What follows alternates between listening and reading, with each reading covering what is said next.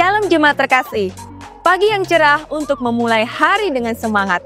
Jangan pernah menyerah, sebab hari ini adalah kesempatan yang baru. Nah, kami juga menyambut bagi Bapak, Ibu, Saudara-saudari yang baru pertama kali hadir. Welcome to Abalove Ministry.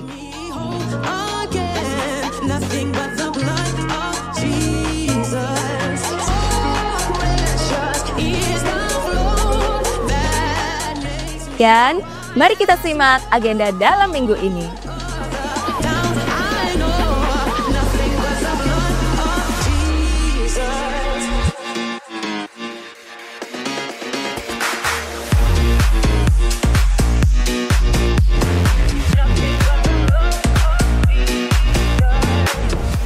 Mari kita simak bersama liputan acara Wanita Abalove Sport and Fun Day.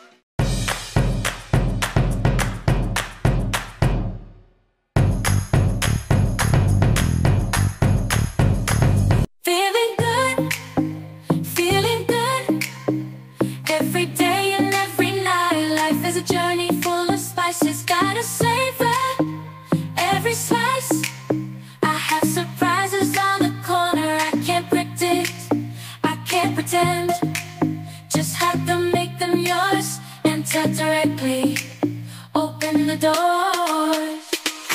Dancing like no one is watching, love and laughter. There's no time to stop. Right now, we are alive, let's take advantage and take that dip. Walking on the street, feeling so free. Every moment is a gift, you cannot see.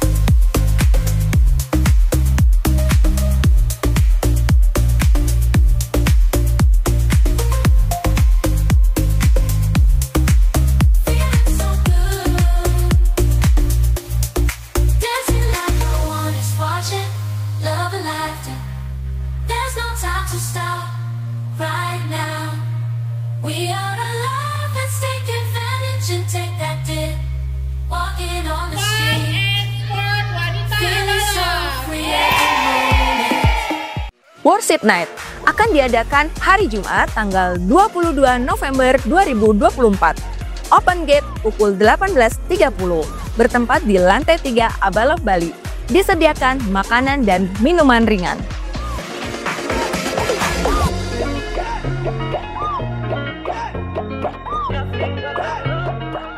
Open Class Creative Modern Dance dimulai hari Minggu tanggal 24 November 2024.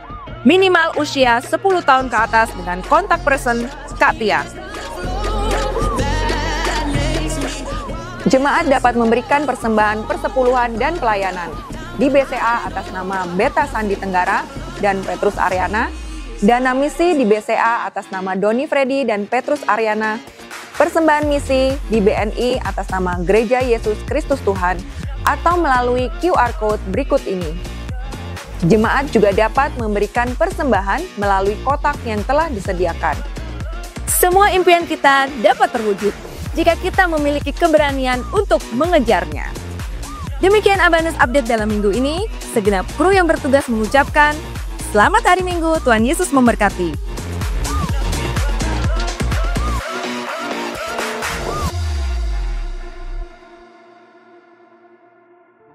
Shalom Bapak Ibu Saudaraku yang terkasih, apa kabarnya? Saya berharap dan berdoa setiap kita ada dalam keadaan sehat, baik secara rohani, jiwani maupun jasmani. Sesuai dengan tema Abalov 2024, yaitu berbuah dan bermultiplikasi, maka dalam bulan ini kita masih terus belajar tentang berbuah dan bermultiplikasi. Nah, minggu yang lalu Bapak Ibu Saudaraku, Pak Doni sudah menyampaikan khotbah dengan tema hidup yang bermultiplikasi. Kita semua belajar dari kehidupan seorang anak kecil yang bersedia memberikan 5 roti dan 2 ikan kepada Tuhan Yesus, dan akhirnya lewat apa yang dia berikan dapat memberi makan 5.000 orang. Bahkan masih ada sisa 12 bakul. Dari kisah ini kita semua diingatkan dan didorong untuk kita mempersembahkan apa yang ada dalam kehidupan kita kepada Tuhan tentunya. Baik waktu, uang, tenaga, talenta, dan apapun yang lainnya. Hanya ketika kita mau menyerahkan hidup kita kepada Tuhan, maka Tuhan dapat membuat hal itu bermultiplikasi. Nah, Bapak Ibu Saudaraku, berbicara tentang bermultiplikasi, tentu banyak cara dan bentuk untuk Tuhan melakukannya. Sebagai contoh, bisa saja apa yang kita persembahkan kepada Tuhan kemudian berkembang menjadi lebih banyak lagi. Seperti dalam perumpamaan tentang talenta. Dapat pula talenta yang kita persembahkan itu mempengaruhi kehidupan banyak orang, sehingga akhirnya kehidupan mereka diubahkan. Atau mungkin juga dengan talenta tersebut, kita menghasilkan orang-orang lain yang juga memiliki talenta yang sama seperti yang kita punya. Itulah sebabnya Bapak Ibu Saudaraku, kita harus selalu terbuka dengan cara-cara Tuhan. Sebab Tuhan kita adalah Allah yang kreatif. Nah, minggu ini Bapak Ibu Saudaraku, saya ingin melanjutkan lagi tentang bagaimana kehidupan kita dapat membawa dampak yang membangun bagi orang-orang dimanapun kita berada. Bagaimana kehadiran kita dapat membawa damai bagi orang-orang di sekitar kita atau komunitas kita. Karena itu judul firman Tuhan hari ini adalah hidup yang membawa damai. Mari kita lihat firman Tuhan dalam Matius 5 ayat 9. Dikatakan demikian, berbahagialah orang yang membawa damai, karena mereka akan disebut anak-anak Allah. Ciri dari seorang anak Allah adalah membawa damai, bukan kebencian, bukan kemarahan, apalagi kerusuhan. Ini menjadi pertanyaan bagi setiap kita. Apakah saya sebagai anak Allah telah membawa damai? Apakah orang-orang yang bertemu dengan saya dapat merasakan damai tersebut? Bapak Ibu Saudaraku, pertanyaannya, bagaimanakah kita membawa damai sebagai anak-anak Allah? Mari kita lihat bagian firman Tuhan dalam 2 Korintus 5 ayat 17 sampai 20. Saya bacakan untuk Bapak Ibu Saudara. Jadi siapa yang ada dalam Kristus, ia adalah ciptaan yang baru. Yang lama sudah berlalu, sesungguhnya yang baru sudah datang.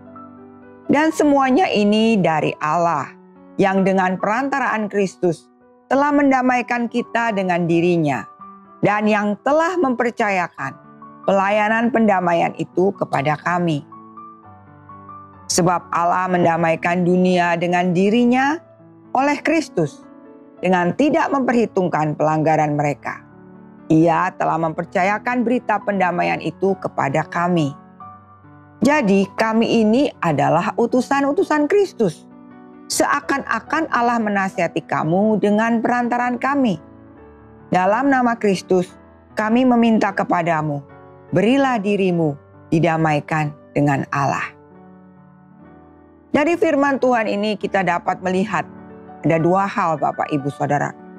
Yang pertama adalah Allah berinisiatif memulai mengadakan pendamaian dengan manusia yang tadinya terpisah karena dosa. Lewat siapa?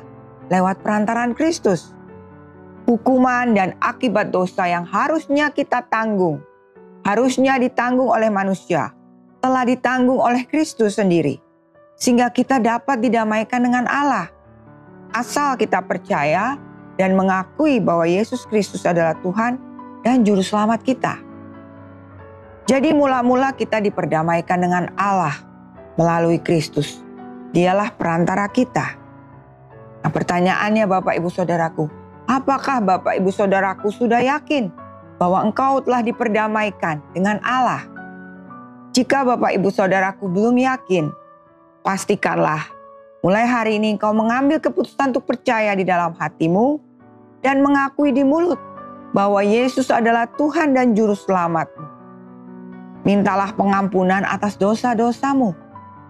Dosa yang tadinya memisahkan engkau dengan Allah diampuni karena Kristus telah mati untuk dosa-dosa tersebut.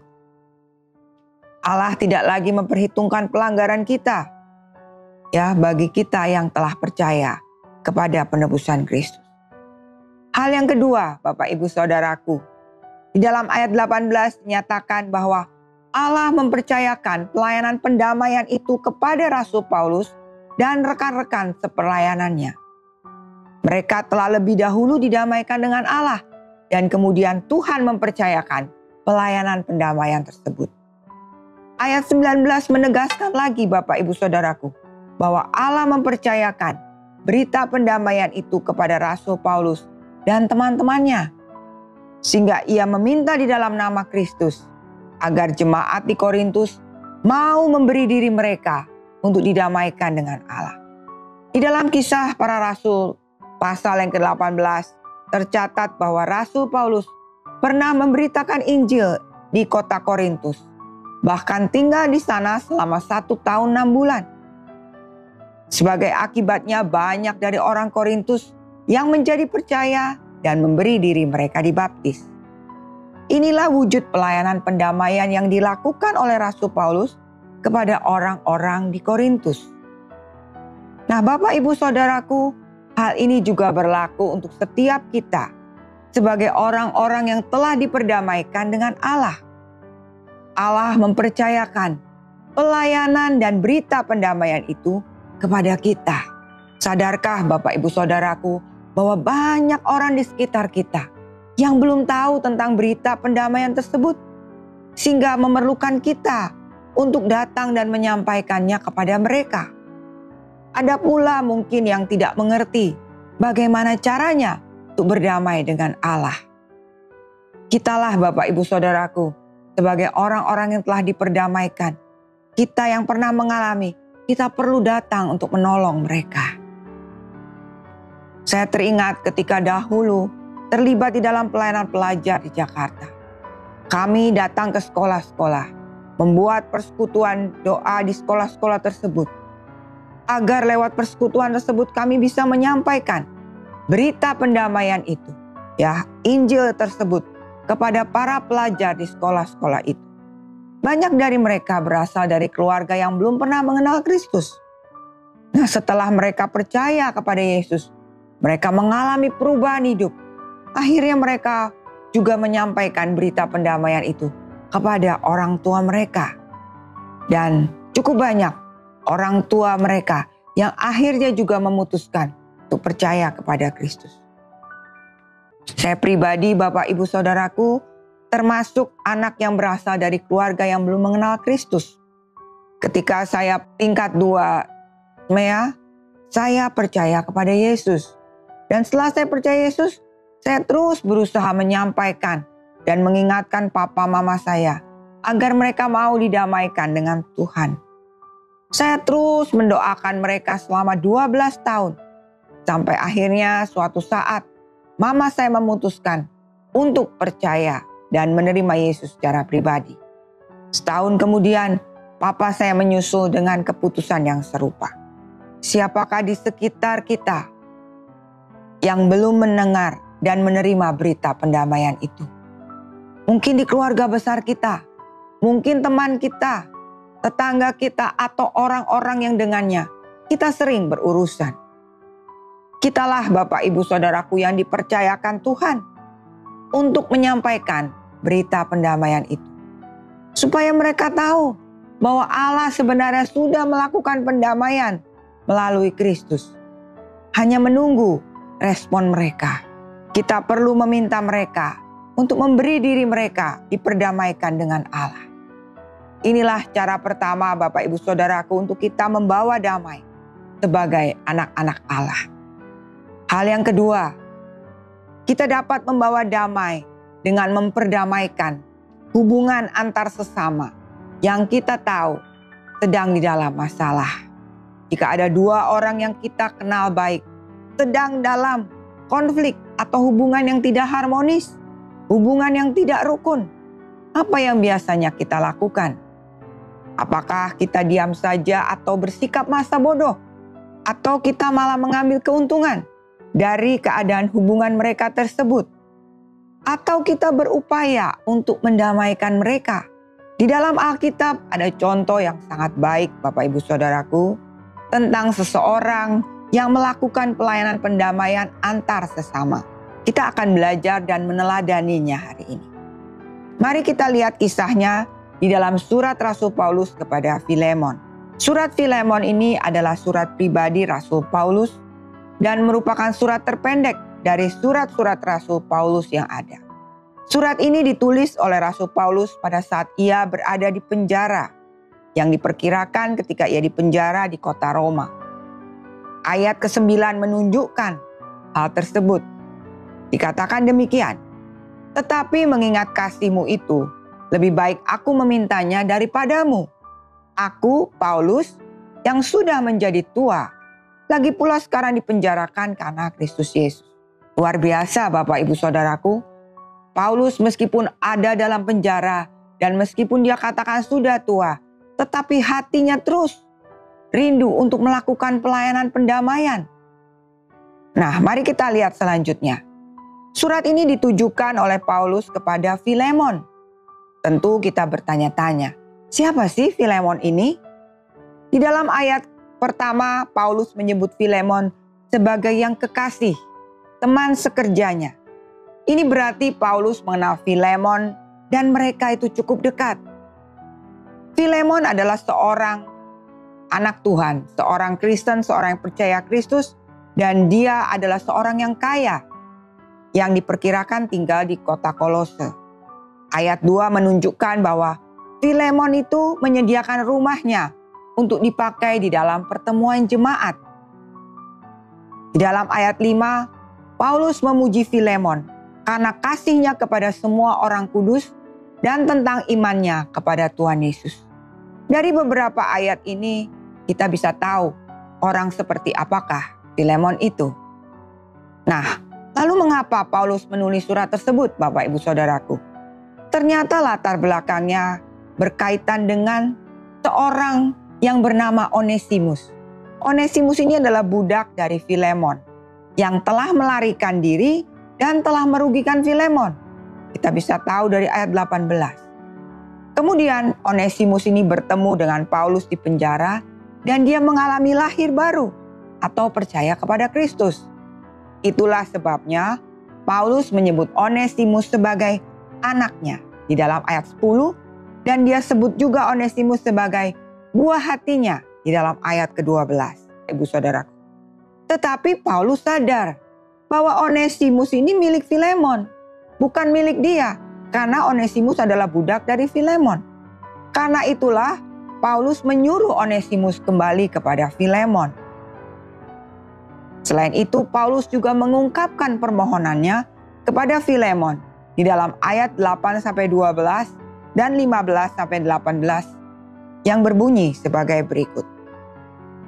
Karena itu, sekalipun di dalam Kristus, aku mempunyai kebebasan penuh untuk memerintahkan kepadamu apa yang harus engkau lakukan. Tetapi mengingat kasih-Mu itu, lebih baik aku memintanya daripadamu. Aku Paulus yang sudah menjadi tua, lagi pula sekarang dipenjarakan karena Kristus Yesus, mengajukan permintaan kepadamu mengenai anakku yang kudapat selagi aku di dalam penjara, yakni Onesimus. Dahulu memang dia tidak berguna bagimu, tetapi sekarang sangat berguna bagimu maupun bagiku. Dia kusuruh kembali kepadamu, yaitu buah hatiku. Sebab mungkin karena itulah dia dipisahkan sejenak daripadamu, supaya engkau dapat menerimanya untuk selama-lamanya. Bukan lagi sebagai hamba, melainkan lebih daripada hamba, yaitu sebagai saudara yang kekasih. Bagiku sudah demikian, apalagi bagimu, baik secara manusia maupun di dalam Tuhan. Kalau engkau menganggap aku temanmu seiman, terimalah dia seperti aku sendiri. Dan kalau dia sudah merugikan engkau atau berhutang kepadamu, tanggungkanlah semuanya itu kepadaku.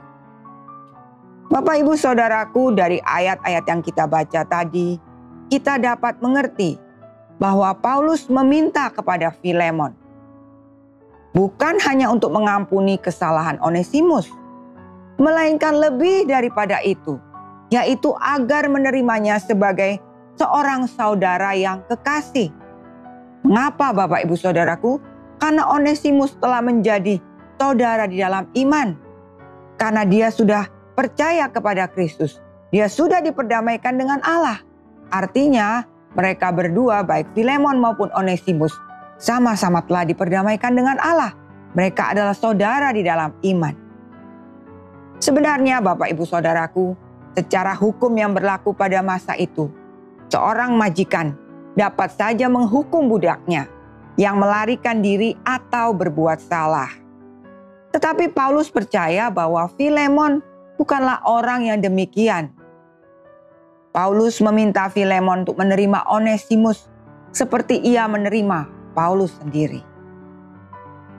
Bahkan Paulus berjanji dia akan membayar semua kerugian yang disebabkan oleh Onesimus.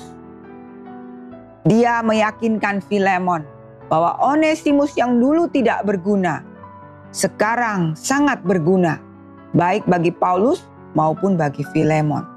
Mengapa Paulus begitu yakin, Bapak Ibu Saudaraku? Karena Onesimus telah mengalami perubahan hidup setelah perjumpaannya dengan Kristus. Kita ingat tadi 2 Korintus 5 ayat 17 yang kita baca. Barang siapa ada dalam Kristus, dia adalah ciptaan yang baru. Yang lama sudah berlalu, sesungguhnya yang baru sudah datang. Jadi Onesimus telah menjadi ciptaan baru ketika dia menerima Kristus.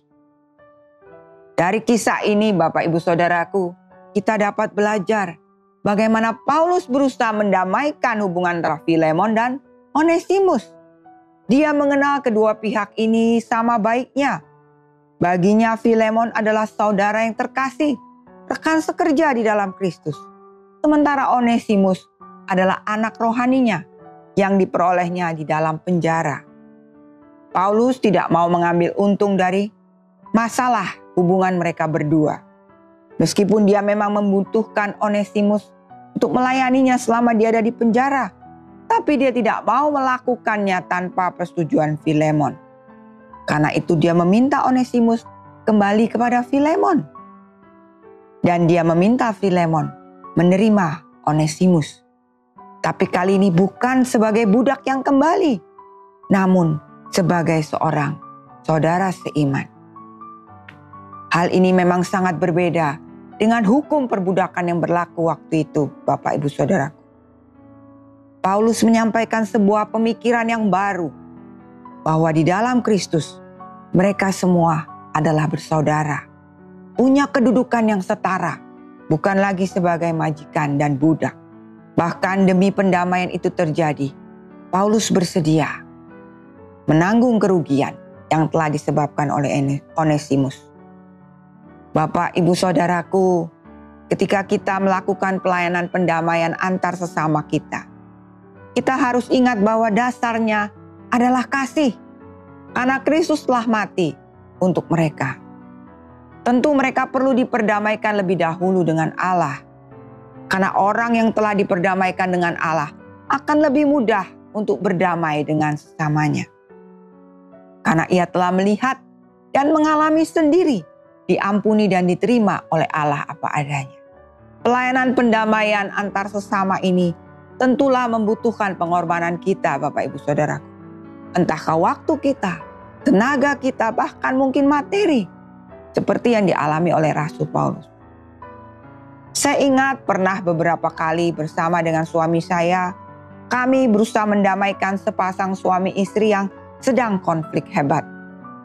Pada suatu hari tengah malam, oleh karena kondisi darurat, kami harus pergi ke rumah mereka untuk berbicara dan mendamaikan. Perjalanan saja butuh waktu sekitar 30 menit karena lokasi rumah mereka sangat jauh. Mula-mula masing-masing pihak ini bersikeras bahwa dirinya lah yang benar dan pasangannya lah yang salah. Mereka menuntut untuk pasangannya berubah. Setelah kami mendengarkan masing-masing pihak, suami maupun istri, ya kami pun mengingatkan mereka tentang prinsip kasih dan pengampunan. Bersyukur waktu itu mereka sudah sama-sama di dalam Kristus, sehingga lebih mudah untuk mereka menyadari bahwa mereka saja sudah diampuni oleh Kristus, sehingga mereka pun akhirnya mau untuk saling mengampuni. Malam itu mereka memutuskan untuk berdamai, dan bersama-sama mereka membenahi dan membangun pernikahan mereka. Tentu membutuhkan waktu yang tidak sebentar Bapak Ibu. Tetapi keputusan mereka untuk berdamai dan membangun kembali pernikahan mereka adalah sebuah langkah awal. Bapak Ibu Saudaraku, ini waktunya untuk setiap kita menguji diri kita masing-masing. Apakah saya masih peduli dengan hubungan orang-orang terdekat kita yang saat ini sedang dalam masalah? Apakah kita mau bertindak sebagai anak-anak Allah yang mendamaikan? Mungkin saja sudah tidak ada orang lain yang peduli kepada mereka. Bapak Ibu Saudaraku, kalau hari ini Tuhan mengingatkan kepada Bapak Ibu Saudaraku, nama-nama orang di sekitar Bapak Ibu yang perlu diperdamaikan dengan Allah, ataupun perlu diperdamaikan di antara mereka sendiri. Saya mendorong mulailah berdoa bagi mereka Bapak Ibu Saudaraku. Mintalah kepada Tuhan kesempatan yang tepat untuk Bapak Ibu menyampaikan berita pendamaian tersebut. Ajaklah mereka untuk memberi diri mereka diperdamaikan dengan Allah. Dan ajaklah mereka juga untuk mau berdamai dengan sesama mereka yang sedang bermasalah. Saya percaya Bapak Ibu Saudaraku, ketika kita mau melakukan pelayanan pendamaian yang dipercayakan Tuhan ini, kita akan menjadi anak-anak Allah yang membawa damai dimanapun kita berada. Kalau Bapak Ibu Saudaraku mau mengambil keputusan pada hari ini, mengambil komitmen untuk menjadi anak-anak Allah yang membawa damai, untuk mengerjakan pelayanan pendamaian ini, untuk menyampaikan berita pendamaian ini dimanapun kita berada. Bolehkah Bapak Ibu Saudaraku meletakkan tangan di hati Bapak Ibu Saudaraku? Kita akan berdoa bersama-sama. Bapa di surga, kami sungguh mengucap syukur karena Engkau sudah lebih dahulu memperdamaikan kami dengan Engkau lewat kematian Kristus di kayu salib. Kami bersyukur Tuhan karena Engkau sudah menebus kami. Karena dosa-dosa kami sudah ditanggung di kayu salib. Dan Engkau tidak lagi memperhitungkan pelanggaran kami. Bapa, terima kasih karena Engkau mempercayakan pelayanan pendamaian dan berita pendamaian itu kepada kami. Hari ini kami mengambil keputusan Bapa. Kami mau menjadi anak-anak-Mu yang membawa berita pendamaian itu dimanapun kami berada. Kepada siapapun yang kami tahu mereka membutuhkan berita pendamaian ini. Bapa, berikanlah kami hikmat. Berikanlah kami terus hati yang peduli kepada orang-orang di sekitar kami Tuhan. Untuk mereka boleh didamaikan dengan Engkau. Biarlah kehidupan kami sungguh-sungguh menjadi nyata sebagai anak-anak Allah yang membawa damai dimanapun kami berada bagi orang-orang di sekitar kami. Terima kasih ya Tuhan, hanya di dalam nama Tuhan Yesus Kristus kami sudah berdoa dan kami naikkan komitmen kami ini. Haleluya. Amin.